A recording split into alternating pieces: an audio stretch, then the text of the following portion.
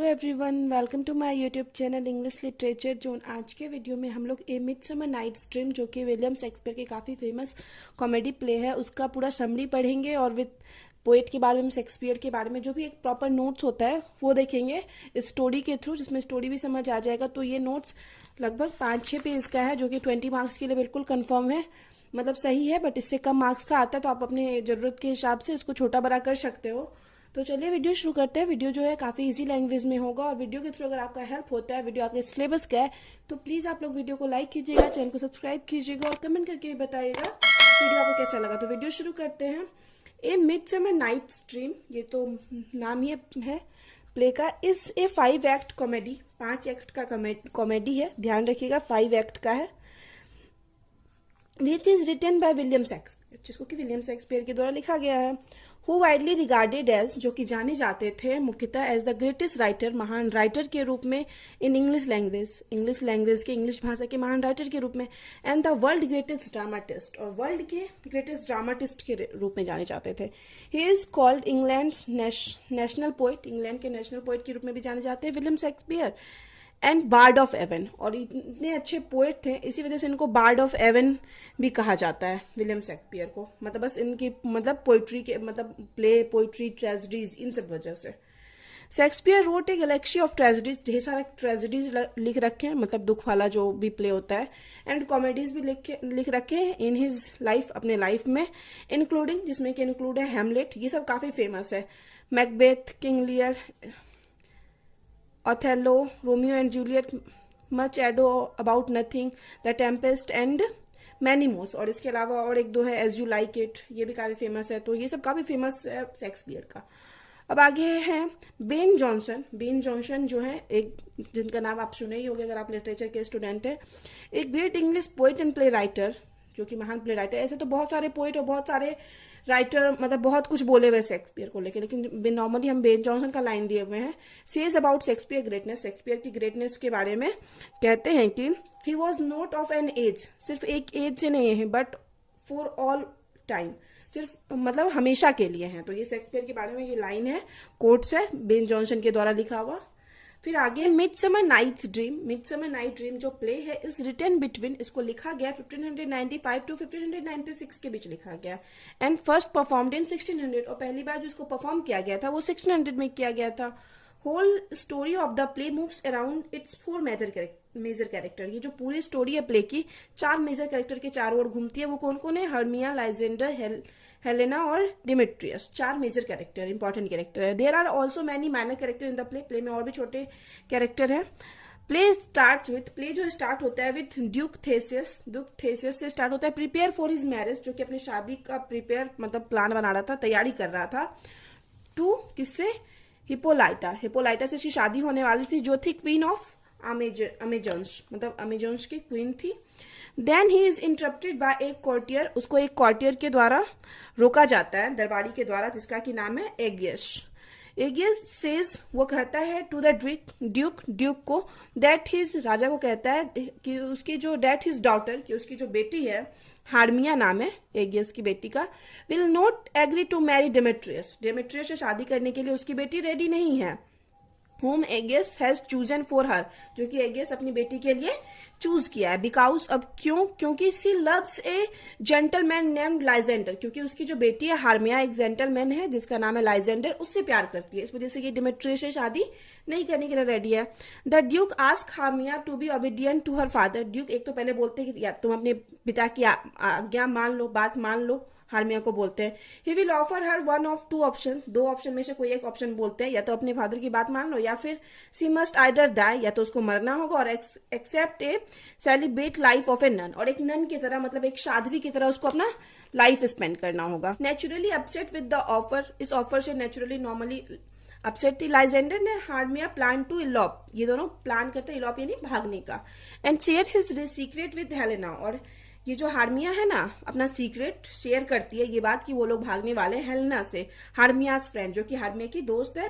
Helena is desperately in love with Demetrius. अब Helena जो है वो बहुत ज्यादा प्यार करती है डेमेट्रियस से। डेमेट्रियस कौन? जिससे हार्मिया की शादी होने वाली थी, उससे बहुत ज़्यादा हेलेना प्यार करती है। Who seems to have abandon her in favour of Hermia, जो कि उसको छोड़ के अब किसके फेवर में पसंद करने लगा था, हार्मिया को पसंद करने लगा था। बट क्या था, बट हार्मिया उसको पसंद नहीं करती थी, हार्मिया अलेक्जेंडर को करती थी, और डिमेट्रियस बट शादी करना चाहता था हार्मिया से। फिर आगे है एट नाइट, अब रात में लाइजेंडर एंड हार्मिया एस्केप फ्रॉम एथेंस, वहां से भाग जाते हैं, एथेंस उस जगह का नाम है। But they soon lost their way in the forest, लेकिन जल्दी ही वो लोग अपना रास्ता खो देते हैं फॉरेस्ट में, जंगल में। After Helena tells him of their intention to defy the law, Demetrius decide to follow the lovers into the forest. ये आफ्टर हेलेना टेल्स, इसके बाद क्या करती है हेलेना, टेल्स यानी बता देती है उनके इंटेंशन के बारे में, कि वो लोग मतलब प्रिंस की बात को टाल के डिमेट्रियस को ये चीज बता देती है, decide to follow her lovers, जो कि डिसाइड करता है उन दोनों लवर्स को फॉलो करने का, इनटू द फॉरेस्ट में। ये बेवकूफ, मतलब जो भी हेलेना है बेवकूफ है थोड़ी, क्यों बता देती है जाके डिमेट्रियस को कि जो है लाइजेंडर और हार्मिया जो है भाग रहे हैं जंगल में। और क्यों बताती है, इसका एक रीजन है, वो सोचती है कि ये हो सकता है ये सब जान के, उसको ऐसे देख के, मतलब ये जो है ना डिमेट्रियस प्यार करने लगे किससे, हेलेना को पसंद करने लगे, इस वजह से वो बता देती है कि क्या पता इस सब सुन के वो उसके फेवर में आ जाए, डिमेट्रियस हेलेना के फेवर में आ जाए। बट डिमेट्रियस क्या करता है, फॉलो करने चला जाता है जंगल में, ढूंढने उन लोग को चला जाता है, लाइजेंडर और हार्निया को। फिर आगे है in turn Helena follow Demetrius, और ये डेमेट्रियस के पीछे हेलेना भी चली जाती है, इन द होप, इस होप में that he will give up on Hermia, इस होप में, इस आशा में कि हो सकता है वो कभी तो हार्मिया को छोड़ दे, एंड चूज हर इंस्टीड, और उसके बदले में उसको चूज कर ले हार्मिया के बदले में, इस होप में वो भी चली जाती है पीछे पीछे। एट दिस टाइम, और इसी समय, इन जेलिशी में हेलेना कहती है, क्या कहती है, ये कोट्स है जो कि लिया गया है प्ले से, love looks not with the eyes, love सिर्फ आंखों से नहीं देखा जा सकता, बट विद द माइंड से देखा जाता है। And therefore is winged Cupid painted blind, और यही रीजन है कि विंग क्यूपिड यानी पंख वाला, जो क्यूपिड यानी होता है कामदेव जो भगवान है उनको बोला जाता है, तो उसको विंग जो क्यूपिड है पंखों वाले जो कामदेव है उनको ब्लाइंड पेंट किया गया है, ब्लाइंड बनाया गया है, जो आप यहाँ पे पिक्चर में देख भी सकते हो, यहाँ पे हम लगाए हुए हैं पिक्चर थोड़ी देर के लिए, तो आप देख लीजिए, यही एग्जाम्पल है विंग्ड क्यूपिड पेंटेड ब्लाइंड का। ठीक है, तो ये चीज ये कहती है हेलेना जेलिसी में। फिर आगे है because Hermia is more beautiful than Helena, Hermia जो है काफी खूबसूरत रहती है हेलेना से, and she thinks that Demetrius should love her for whom she is, और यही रीजन है कि ये चीज वो बोलती है कि प्यार सिर्फ देख के नहीं किया जाना चाहिए, चेहरे से नहीं किया जाना चाहिए। अब है और that Demetrius should love her for she is, और यहाँ पे मतलब हेलेना चाहती है कि डेमेट्रियस उससे प्यार करे, लेकिन वो जैसी है उसी से प्यार करे, मतलब उसको वो जैसी है उसको एक्सेप्ट करे। Meanwhile a group of working people, तभी क्या होता है, एक वर्किंग पीपुल का group are preparing a play, एक प्ले का तैयारी कर रहे हैं, of the tragic love story, एक दुखद लव स्टोरी है, of Pyramus and Thisbe, to present before the duke Theseus on his wedding day. ये मतलब एक प्ले तैयार कर रहे थे वहां पे काम करने वाले सारे आदमी, पायरमस एंड थिस्बे, जो कि प्रेजेंट करने वाले थे राजा थिएसिस के शादी वाले दिन, on his wedding day perform करने वाले थे राजा के सामने। निक बॉटम द विभर, एक विभर है निक बॉटम, इस प्ले लवर पायरमस रोल, पायरमस का रोल कौन निभा रहा था, निक बॉटम, इन द प्ले में। इन द फॉरेस्ट, अब जो जंगल में वो लोग भागे हुए हैं, फॉरेस्ट में ओबेरॉन, एक अलग कैरेक्टर फिर से आ जाता है, Oberon the king of fairies, राजा रहता है परियों का, has quarrelled with his queen, जो कि अपनी रानी से लड़ रहा होता है, Titania. She acquired a magical child, मतलब सी यानी टाइटेनिया को एक मैजिकल चाइल्ड मिला, and refuses to hand him over to Oberon, और ये वो ना मना कर देती है ओबेरॉन को देने से, अपने पति को देने से मना कर देती है। देन टू टेक रिवेंज, अब इस वजह से रिवेंज लेने के लिए ओबेरॉन सेंड्स रॉबिन गुडफेलो को भेजता है, हुम नोन एज पक, जो कि पक के नाम से जाना जाता है इस प्ले में, to acquire a magical flower, एक मैजिकल फ्लावर लाने के लिए, the juice of which can be spread over a sleeping person, जिसका कि जूस अगर स्लीपिंग पर्सन के ऊपर स्प्रेड यानी फैला दिया जाए, पर्सन आईलिड, स्लीपिंग पर्सन के आईलिड्स पे यानी पलकों पे, to make that person fall in love with the first thing, तो वो क्या होगा ना कि फर्स्ट थिंग वो पर्सन जो भी देखता है, ही और सी, मतलब चाहे वो लड़की हो या लड़का, कोई भी चीज वो आदमी देखता है, वो जूस जब आईलेट पे फैला दिया जाएगा पलकों पर, उसके बाद वो पर्सन जगने के बाद जो भी पहला चीज देखता है अपॉन वेकिंग, उसको उससे प्यार हो जाएगा, ठीक है, उससे लव हो जाएगा। फिर आगे है Puck obtains the flower, Puck flower लेता है and Oberon tells him to his plan to spread its juice on the sleeping Titania's eyelids. अब ओबरेन उसको बताता है कि जाओ इसको टाइटेनिया के आईलिड्स पे फैला दो। Afterwards Oberon overhears Helena and Demetrius arguing in the forest. ये दोनों भी जंगल में है, बाकी मतलब वो लोग भी जंगल में है, तो ये ओबेरॉन सुनता है डेमेट्रियस और हेलेना को आर्ग्यू करते हुए, बहस करते हुए फॉरेस्ट में। ओबेरॉन हियर दैट, सुनता है that Demetrius mistreat Helena, Helena के साथ अच्छा व्यवहार नहीं कर रहा है डेमेट्रियस। एंड टेल्स पक, और पक को ये बोलता है to spread the juice of magical flower, इस मैजिकल फ्लावर का जूस स्प्रेड फैला दो ऑन द डेमेट्रियस पे, so he will fall in love with the first person that he sees. तो इससे क्या होगा कि डेमेट्रियस जो भी पहले आदमी को देखेगा उससे उसको प्यार हो जाएगा। पक मिस्टेक्स, अब पक गलती से put the flower juice on the eyes of sleeping Lysander, sleeping Lysander, सोए हुए लाइजेंडर के आंख के ऊपर डाल देता है ये वो जूस को। वैन ही वॉकन बाय हेलेना, और लाइजेंडर को जब हेलेना के द्वारा जगाया जाता है, he immediately fall in love with her, और उसको क्या होता है, हेलेना से प्यार हो जाता है। लाइजेंडर को उल्टा हो गया, डेमेट्रियस को प्यार होना चाहिए बट किसको प्यार हो गया है, लाइजेंडर को। एंड रिजेक्ट हार्मिया, और वो हार्मिया को छोड़ देता है उसी टाइम, मतलब जिसके साथ भागा था उसी को छोड़ देता है और हेलेना से प्यार हो जाता है लाइजेंडर को। व्हेन डेमेट्रियस रेस्ट, पक puts magical juice on his eyes, और डेमेट्रियस भी जब रेस्ट कर रहा था तो पक उसके आईज पे भी क्या करता है, आईलिड्स पे फिर से पुट जूस डाल देता है उसके आईज पे भी। Which him fall in love with Helena, जिस वजह से वो भी पहले हेलेना को देखता है, वो भी हेलेना से प्यार करने लगता है एज वेल। अब दोनों हेलेना से प्यार करना, both the boys loves Helena, मतलब दोनों हेलेना से प्यार करने लगे।